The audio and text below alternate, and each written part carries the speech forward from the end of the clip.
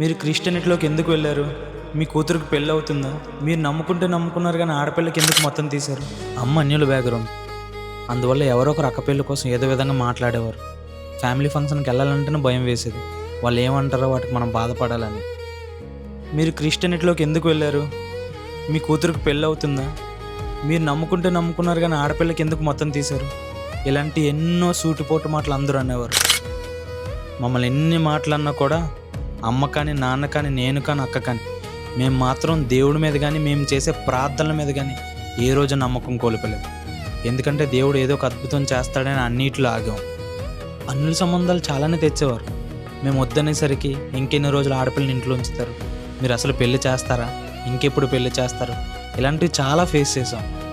ఆయన గొప్ప దేవుడు కనుక సంఘ ప్రార్థనలు, సెలబ్రేట్ ప్రార్థనలు, కుటుంబ ప్రార్థన వలన దేవుడు మేము ఊహించని రీతిగా ఒక గొప్ప సంఘం నుంచి, మంచి కుటుంబం నుంచి అక్కడికి మంచి భర్తను దేవుడు ఇచ్చాడు. ఇలాంటివి ఫేస్ చేసే వాళ్ళకి ఆలస్యమైనా కూడా దేవుడి కోసం ఎదురు చూస్తే ఆయన నుండి మనకు ఖచ్చితంగా సహాయం వస్తుంది. ఆమేన్. మీరు కూడా ఇలాంటివి ఫేస్ చేసే ఉంటారు కదా, దేవుడు మీకు కూడా అద్భుతాలు చేసే ఉంటాడు కదా. కిందన కామెంట్ చేయండి.